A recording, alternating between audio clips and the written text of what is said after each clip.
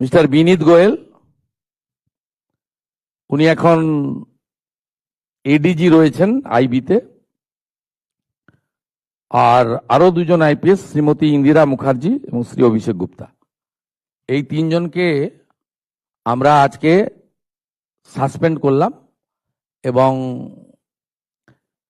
HS এর গাইডেন্সে, CS এর গাইডেন্সে HS as per the rules যা আছে ক্যাডার রুল, সেটা মেনে ডিপার্টমেন্টাল ইনকোয়ারি এবং প্রসিডিংস ভিকটিমের মাদারের পক্ষ থেকে যে দুজন পুলিশ অফিসার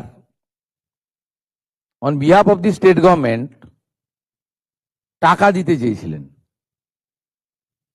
এটা তদন্ত করতে হবে যে অ্যালিগেশন কতটা, কিন্তু ইনিশিয়ালি আমরা মনে করি এই তদন্তগুলো করতে গেলে যাদের বিরুদ্ধে অভিযোগ পুলিশ আধিকারিক, তাদেরকে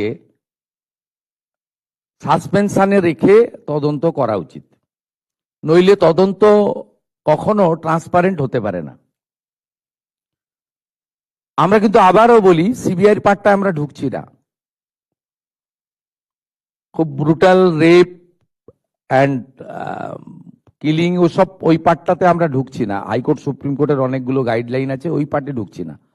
আমরা শুধু সিচুয়েশনটাকে মিসহ্যান্ডেলিং করা, offer financial one type of bribe on behalf of the, কার পক্ষে নিয়েছেন ওনারা, যখন ইন্টারনাল ফ্যাক্ট ফাইন্ডিং হবে, ডিপার্টমেন্টাল ইনকোয়ারি হবে, তখন ওনাদের যাদের বিরুদ্ধে আমরা আজকে অ্যাকশন নিচ্ছি তার বক্তব্য নেব, এবং ভিকটিম ফ্যামিলি যদি চান তাদের বাড়িতে গিয়েও আমাদের অফিসাররা নিয়ে আসবে, স্টার্ট করবেন, এবং within stipulated time to time সেই রিপোর্ট আসবে।